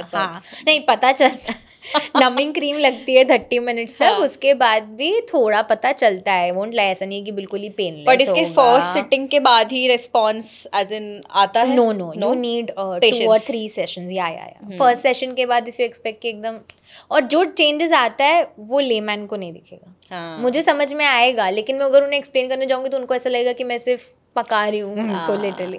तो हम उनको यही बोलते कि नहीं, 2-3 सेशंस तक आप वेट करो, आप खुद चेंजेस देखो। हाँ, तो this is good for all दोस्त जिनको ये सारे इश्यूज है, पिगमेंटेशन, एक्ने, तो वो अगर कराएंगे तो इट्स अ लाइफस्टाइल प्रोसीजर जो बहुत हेल्प करेगा लॉन्ग टर्म में। एक्टिव एक्ने में अगेन हम ये नहीं करते। एक्टिव एक्ने थोड़ा सा सेटल हो गया है, उसके बाद हम, so usually how we go is पहले एक्ने, फिर पिगमेंटेशन, फिर स्कार्स। क्योंकि अगर आप किसी का फेस देखोगे तो सबसे पहले आपको अगर कोई और देख रहा है तो आपको एक्ने दिखेगा, पिगमेंटेशन नहीं दिखेगा। Suppose I have acne, pigmentation, scars, सबसे पहले आप एक्ने फोकस आएगा। अगर मेरा एक्ने ट्रीट हो गया तो आप स्कार्स नहीं, पिगमेंटेशन देखोगे, क्योंकि उस टाइम पे आपको सिर्फ वो 2 चीज़ दिखाई देगी। पिगमेंटेशन के बाद हम स्कार्स पे फोकस करते हैं, क्योंकि ह्यूमन आई सबसे पहले वही देखती है जो सबसे ज़्यादा आगे ऐसे दिख के आ रहा है। तो तीनों चीज़ वैसे भी हम ट्रीट साथ में नहीं कर सकते। सही बोल रहे हो। और आप ये लोगों को बहुत समझना चाहिए कि this is how you should proceed with your skin, कि तुम्हें जो इशू है, जो पहले उससे कोर से काम करो, कोर से स्टार्ट करो। मैं पिगमेंट ट्रीट कर दूंगी, एक्ने नहीं ट्रीट किया तो वो एक्ने तो बार बार फिर से पिगमेंटेशन आपको देने ही वाला है। You should not make preference कि तुमको क्या हटवाना है, क्या जरूरी है, let's focus on that. Doctor आप पहले पिगमेंट ठीक कर दो, एक्ने तो ठीक है आता जाता ही रहता है। वो इसमें पर ऐसे कोई गॉन रॉन्ग वाली सिचुएशन होती है कभी कि किसी का कुछ इशू हो जाता है, या प्रॉब्ली गलत जगह, या कुछ malpractices, anything that you have seen? हाँ, मतलब ऐसे मैंने ये बहुत देखा है कि एक्ने को ट्रीट करने से पहले पिगमेंटेशन को ट्रीट करने के लिए स्टेरॉइड बेस्ड, हाइड्रोक्विनोन बेस्ड ये जो रहता है,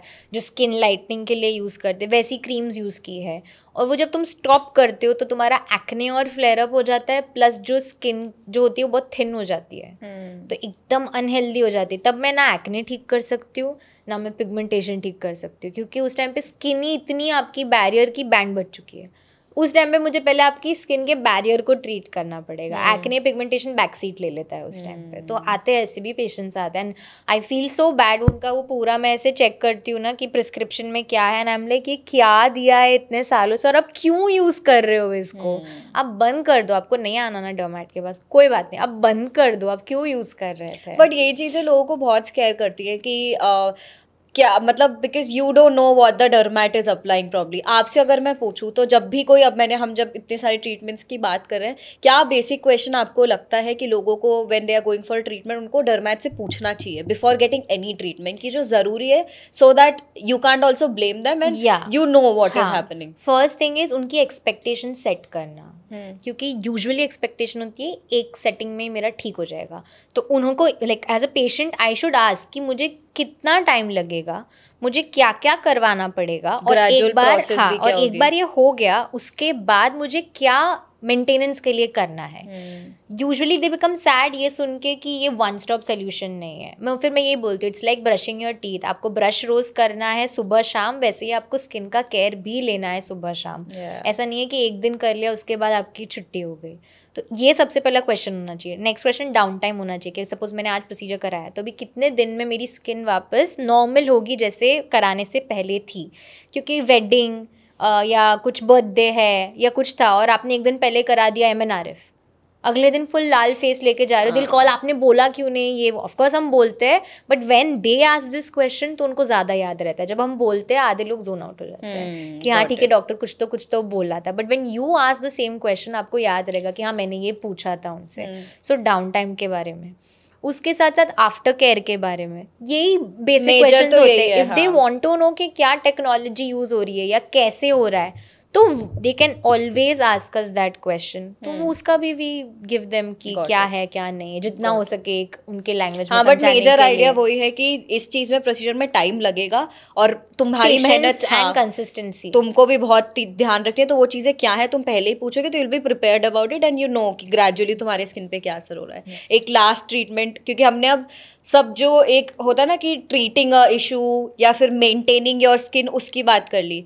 one very important anti aging treatments जो है, from Botox to fillers, anti aging treatments first of all are these the only, because यही लोगों को ज़्यादा पता है और क्या क्या होते हैं, एंड इफ दीज आर तो ये कितने सेफ हैं, व्हाट वुड यू से ऑन दैट? तो फर्स्ट तो ये जो टर्म है एंटी एजिंग, मुझे वो थोड़ा सा वो लगता है, क्योंकि ऐसा तो नहीं है कि मैं एजिंग को रिवर्स कर रही हूँ या एजिंग को स्टॉप कर रही हूँ, ये पॉसिबल ही नहीं है. Like it's as of now possible नहीं है. आगे क्या टेक्नोलॉजी आने वाली मुझे पता नहीं. Of course it's about ageing gracefully. मतलब आप हाँ, तो अगर दो लोगों को आप ऐसे देख लो जिन्होंने, एक ने सनस्क्रीन लगाया, एक ने कभी सनस्क्रीन नहीं लगाया, तो ऑब्वियसली जिसने लगाया उसकी स्किन आपको बेटर लगेगी. दोनों शायद सेम 40 के एज के है, बट समहाउ यूल फील कि इसकी स्किन बेटर है. अब ऑफकोर्स जेनेटिक्स भी इन्वॉल्व है, बहुत सारी चीज़ें हैं. दोनों बहनें पकड़ लो और फिर you can think that way.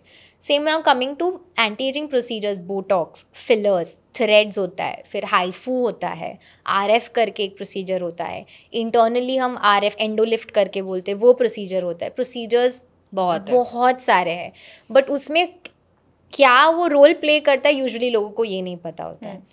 Ageing, हाँ, ये भी एक होता है कि पेशेंट्स आके बोलते हैं मैंने आज अगर बोटॉक्स करा लिया तो उसके बाद मुझे कभी नहीं कराना पड़ेगा ना. ऐसा नहीं है, क्योंकि आपकी एजिंग तो नहीं रुक रही. इट्स नॉट लाइक आप 30 के और 30 पे ही रहने वाले हो. आप 30 के बाद 31, 32, 33 भी पहुंच रहे हो. तो एजिंग तो हो रही है. तो सिर्फ एक बार बोटॉक्स करा के नहीं होगा. मुझे बोटॉक्स नहीं, मुझे फेशियल कराना है. फेशियल से एंटी एजिंग होगी क्या? क्योंकि परसेप्शन ये है कि एजिंग यहाँ से हो रही है, बट एजिंग ऊपर से नहीं हो रही. एजिंग बोन से स्टार्ट होती है. आपका बोन स्मॉल होता जाता है, आपका फैट पूरा नीचे आने लगता है, आपका मसल्स का मूवमेंट जो इंक्रीज हो जाता है, इसलिए क्रीसेस बाहर रिंकल्स की तरह दिखते हैं. बट पीपल फील कि सिर्फ ऊपर से ही एंटी एजिंग फेशियल करके मैं वो राइस मास्क लगा के मेरी टाइटनिंग हो गई. कैसे होगी जब फैट पैड्स आपके ऐसे नीचे. You must have noticed, even for me also, मतलब अगर मैं 2 साल पहले की अपनी फ़ोटोज़ देखूंगी तो मेरा ये लाइन नहीं दिखता था.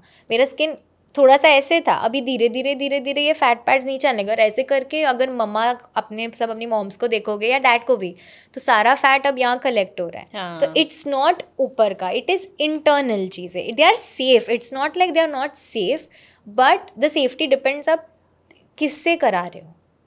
That depends. क्योंकि पार्लर सैलून में भी होता है. क्या होता है, यही होता है कि अगर अब जैसे अभी बोटॉक्स अगर गलत करा दिया, तो बेसिकली बोटॉक्स मसल को रिलैक्स करता है. तो अगर मसल रिलैक्स, आपने गलत मसल में रिलैक्स कर दिया, तो अगर मैंने इधर की जगह इधर इंजेक्ट कर दिया तो आँख थोड़ी. और ऐसा नहीं है कि डॉक्टर्स से ये मिस्टेक नहीं होती है, क्योंकि बोटॉक्स का डिफ्यूजन कभी क्या. But we also know how to go back, try to help the patient, correct it, reverse it, making sure that we are taking care of the patient. We also know that if you're getting it done in a salon, आप किसको blame करने जाओगे? वो लोग बोलेंगे कि ठीक है, हो गया मैडम, अभी हम क्या करें, बिकॉज वो तो वैसे भी सर्टिफाइड नहीं थी ये करने के लिए. तो मतलब एंटी एजिंग से आप ये बोल रहे हो कि it's safe, but considering तुम कहाँ से करा रहे हो, getting it, it's safe, it's absolutely safe. And इसमें कुछ चीज़ मेरे को एक्चुअली पूछना था कि ये जितने भी हमने ट्रीटमेंट्स की बात करी है, ये treatments are for everyone. Why I am asking is age wise preference मैं पूछना चाहती हूँ कि बहुत बार 18 से जो हमारे टीनेज एक्ने होते हैं, so is it okay to get all these treatments for kids also? Is it okay to get, for example, chemical peel की आप बात कर रहे हो या ग्लूटाथियोन, ये सब की बात, IV ड्रिप्स की बात कर रहे हो, for in adult age also, probably age wise क्या करवाना चाहिए, ये सारी चीजें थोड़ा आई थिंक लोग सोचते हैं कि यार बच्चों को ये कराऊं नहीं कराऊं, या बड़े हो गए हैं, now they have diabetes, now they have heart disease and all, कराऊं नहीं कराऊं. So these are some questions, what do you have to say? So जैसे अभी कोई 16 ईयर ओल्ड, क्योंकि टीनेज में ही एक्ने रहता है, मतलब अडल्ट में भी होता है बट टीनेज में बहुत ज़्यादा होता है, मेजर. हाँ. सो टीनेजर कोई मेरे पास आ रहे हैं एक्ने लेके, तो उनके लिए केमिकल पील्स करना, उनको ओरल ट्रीटमेंट स्टार्ट करना based on their weight. Of course हम उस हिसाब से डोजेज देते हैं, तो that is absolutely safe, that's absolutely okay. In fact देना ही चाहिए अगर उन्हें ट्रीटमेंट चाहिए तो, वरना इवेंचुअली ऑब्वियस पिगमेंटेशन और स्कार में वो एंड होने वाला है एक्ने. तो बिगनिंग में वही एक्ने का ट्रीटमेंट है. तो जब कोई 16 to 18 के बच्चे आके बोलते हैं हमें बोटॉक्स कराना है, तो वो ठीक नहीं होगा, क्योंकि उनको ज़रूरत ही नहीं है at this point. What they need basic ये स्किन केयर. अगर सपोज क्लियर फेस है, कोई एक्ने नहीं है, तो मैं उनको क्या देती हूँ, मॉइस्चराइजर, सनस्क्रीन, बस. उनको they don't need to go fancy 10 step routine with glass skin, ये सब कुछ ज़रूरत नहीं है. बेसिक अगर लगाने है तो नाइसिनामाइड लगा लो, बिकॉज वो बहुत ही बेसिक होता है. सो नाइसिनामाइड, मॉइस्चराइजर, सनस्क्रीन, बस, और कुछ ज़रूरत नहीं है. ऑब्वियसली जब 22, 23, 24 वाले एज ग्रुप में आते हो, you can start involving retinol, bakuchiol, जैसे भी जिनको जो सेफ लगता हो वो आप अपने रूटीन में इंक्लूड कर सकते हो. ऑफ कोर्स अगर एक्ने नहीं है तो या कोई दूसरा सेंसिटिविटी, पिगमेंटेशन, रोजेशा ये सब नहीं है तो आप उसको स्टार्ट कर सकते हो. उस टाइम पे इफ़ यू वांट कि आपके पोर की साइज़ ज़्यादा दिख रही है या स्कार ज़्यादा है तो आप MNRF, फ्रैक्शनल, ये सारी चीज़ें इंक्लूड कर सकते हो. लेज़र टोनिंग करा सकते हो अगर आपको लगता है कि डलनेस, टैनिंग, पिगमेंटेशन हो गया है. बिटवीन 16 to 22 बॉडी का हेयर रिमूवल करवा सकते हो, नो प्रॉब्लम. जैसे लॉट ऑफ किड्स जो यहाँ से अब्रॉड जाने वाले हैं वहाँ पे तो हेयर रिमूवल, वैक्सिंग कराना भी बहुत ज़्यादा एक्सपेंसिव होता है. सो गेट लेजर, LHR यहाँ से करा के फिर जाओ. मतलब एटलीस्ट कपल ऑफ सेशंस करवा लोगे तो when you do visit back home after a year आपको एक मेंटेनेंस सेशन करा के you go back. So that is fine, you can get that done because that is safe for them. 16, 18 whatever, उतना कुछ issue नहीं है. Then coming to 30s के around again MNRF, laser ये करवा सकते हो. इफ़ यू फील कि आपकी ये जो लाइंस दिख रही है अगर आपको बॉदर करती है, आई थिंक पोस्ट 30 तो ये सबसे ज़्यादा ही करा. हाँ, तो बोटॉक्स से you can start. Post 30 only 30 you can start. I don't say start 35, 37 में मैं यूजुअली बोलूँगी करना, but that's what you have planned.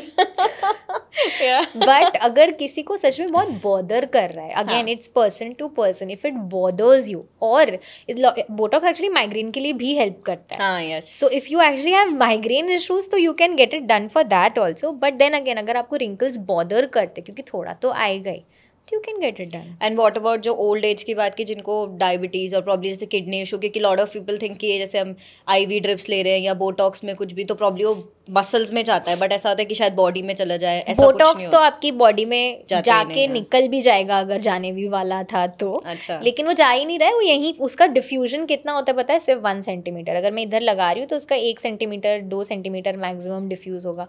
वो कहाँ अंदर जाएगा, इतना इंजेक्ट किया जाता है. It's a protein basically, it's not a toxin. वो उसको, वो नाम बॉटुलिनम टॉक्सिन है बट इट्स अ प्रोटीन जो मसल को रिलैक्स करता है basically. IV for kidney failure वाला अभी वो ऑब्वियसली नो, क्योंकि अगर किडनी खराब है मतलब फेलियर है तो IV नहीं देंगे हम, क्योंकि मैं फ्लूइड ओवरलोड नहीं करूँगी उनको. There has been a case study जिसमें ऐसा, मतलब व्हेन आई वाज रीडिंग ये सोशल मीडिया केस स्टडी है, मुझे नहीं पता कितनी सच है बट है कि क्या हुआ था, ये सारा drips and all of that. Some I think with the, मुझे नहीं याद नहीं कौन सा पर्टिकुलर प्रोसीजर था, बट प्रोसीजर था जिसने लिवर फेलियर और किडनी फेलियर इंसान का कर दिया है. मतलब with all these you know intake of the I don't remember the procedure, but हुआ है कि, and that's why people are very scared about it कि ये सारे प्रोसीजर्स जो हम करवा रहे हैं यार ये इम्पैक्ट हेल्थ को भी तो करता होगा ना, ये क्यों तुम कर रहे हो. उससे तो नहीं होता है IV से, बट हाँ अगर उनको पहले से किडनी फेलियर था और किसी ने IV दिया, ये मतलब I don't, in short otherwise treatments का ऐसा कोई बॉडी के उसमें असर नहीं होता है. हाँ, they are not causing failure, but what is your relevant history. Of course मैं जब पेशेंट को IV देती हूँ, I ask 100 questions. I have to ask them about their medications, I have to ask them about their lifestyle, I have to ask them वो BP उनको है क्या, diabetes है क्या, किडनी का कोई इशू है क्या, कभी कोई टेस्ट करवाए है क्या, B12 अगर B12 डेफिशिएंसी नहीं है, अगर नॉर्मल B12 है और मैंने साथ में B12 भी दे दिया तो ओवरलोड हो जाएगा. तो वो सारा डिटेल्ड हिस्ट्री लेने के बाद भी start giving IV. Got it. तो अब वो उन्होंने कहाँ से करवाया IV, जो जिसका भी आपने रिपोर्ट पढ़ा, वो क्या हुआ, वो एक तो history is very relevant. But the overall point is कि these are the treatments that we talked about today, these all are safe considering आप कहाँ से करा रहे हो and do you even need it और not, depending on you. That's the whole point. Very interesting. एक छोटा सा मेरे पास रैपिड फायर है पॉप द में, let's do that. And oh I am scared, viva time हो गया. ये मेरा बेस्ट पार्ट है, मुझे मजा आता है. Let's start. Okay. You should only invest in skin treatment after 40. No, false. True false है ना. हाँ, and if you think कि कुछ मैं explain करने की जरूरत है, please feel free. Skin treatments after 40 नहीं, आप you should start whenever you want to. आपको नहीं करना तो 40 पे भी मत इन्वेस्ट करो. In fact, it's your choice. But yes, I would say as a dermat start around 25-28 please. Okay. Steam लेने से पोर्स क्लीन हो जाते हैं? नहीं बिल्कुल नहीं. वो गेट्स नहीं है ऐसे, मोमो नहीं है, वो स्टीम नहीं होने वाला. After facial you should not wash your face for 2-3 days. No, why would you do ये दैट? सैलून वाले बोलते हैं इसलिए नहीं कि मैडम एकदम अभी मत करना, जो लगाया है वो नहीं चमक नहीं जाएगा। नहीं, बिल्कुल नहीं। Thank you for saying that. Sensitive skin वाले कोई भी फेशियल या ट्रीटमेंट नहीं करवा सकते। फेशियल या ट्रीटमेंट नहीं करवा सकते ऐसा नहीं है, करवा सकते हैं, बट हम बहुत ऐसे धीरे धीरे कदम फूक फूक के सेंसिटिव स्किन वालों के लिए करते। We be very sure that patch testing भी करते, वी चेक कि उनकी स्किन पे ये वर्क कर रहा है नहीं कर रहा है। कोई पील अगर मुझे कराना ही हो अगर, तो मैं इधर पैच टेस्ट कर दूंगी उनका, यहाँ पे पैच टेस्ट करवा लूँगी, यहाँ पे चेक करूँगी। नहीं हो रहा है तो थिनर लेयर लगाऊंगी। सपोज मैंने आपको थिक लेयर लगाया तो वही सेंसिटिव वाले को मैं बहुत थिन लेयर लगाऊंगी। करवा सकते हैं but we be very careful with careful sensitive about skin. It. Baby lotion as a moisturiser ज्यादा सेफ है? बॉडी पे लगाने के लिए लगाओ, नो प्रॉब्लम, बॉडी पे लगा लो बस, फेस पे। बट वो बेबी लोशन का नाम बेसिकली तो वो सेफ कर दे। बेबी लोशन ऐसा सेफ है ऐसा नहीं है, बेबी लोशन दूसरे मॉइस्चराइजर्स भी सेफ है, बॉडी पे यूज करो कोई बात नहीं है, फेस पे मत यूज करो क्योंकि बेबी के लिए वो सेरेमाइड्स जो थे ज्यादा ही थिक होते हैं तो वो फिर एक्ने करेगा। आपकी स्किन बेबी स्किन नहीं रही है, so you can not use that. Make sense. Retinol से स्किन पतली हो जाती है? नहीं, स्टेरॉइड से स्किन पतली हो जाती है। Applying too much moisturiser can cause breakouts? या इट कैन कॉज, मतलब आप अगर रॉन्ग मॉइस्चराइजर लगा रहे हो, आपकी स्किन ऑयली है, आप सेरेमाइड्स वाला मॉइस्चराइजर लगा रहे हो तो फिर ब्रेकआउट्स हो गए। एक्सेसिव ही लगा रहे हो इतना से भर भर के और फिर बाहर निकल रहे हो। बट अगर सही लगा रहे हो तो, पर ज्यादा लगा रहे हो? ज्यादा क्यों नहीं, कुछ भी ज्यादा नहीं लगाना है, कुछ भी कम नहीं लगाना है, जितना रिक्वायर्ड है उतना ही लगाना चाहिए। गर्म पानी से सेल्स डैमेज होते हैं एंड स्किन भी ड्राई हो जाती होती है ना? That's true. Yes, skin dry होती है, सेल्स डैमेज पर से नहीं होते बट स्किन डेफिनेटली ड्राई होती है। मैं भी गिल्टी हूँ, मैं भी बहुत गर्म पानी से आई एरिया पर फर्स्ट साइन ऑफ एजिंग दिखता है? यस, दैट्स क्योंकि ट्रू। आई सबसे थिन स्किन होती है तो अंडर आई सबसे पहले, if you are stressed also और इफ आप बीमार भी पड़े हो तो सबसे पहले यही काला दिखेगा, सबसे पहले यही अंदर जाता है, मेलानिन इधर इकट्ठा हो जाता है। स्किन बहुत थिन है यहाँ की, सो इफेक्ट जल्दी, डिहाइड्रेशन हुआ इधर पहले दिख के आएगा। इधर फैट नहीं है ज्यादा, इधर सिर्फ स्किन है और वो भी पतली है तो जल्दी पता चलता है। Amazing, I mean these were and you passed 100, thank God.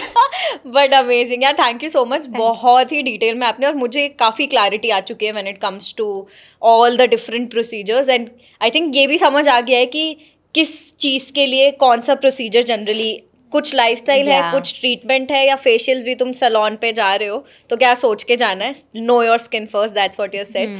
But thank you so much, बहुत डिटेल में समझाया है। Anything, any question you have, you can definitely reach out. She is amazing, she is active there on her Instagram and we are privileged to have you. Thank you so much.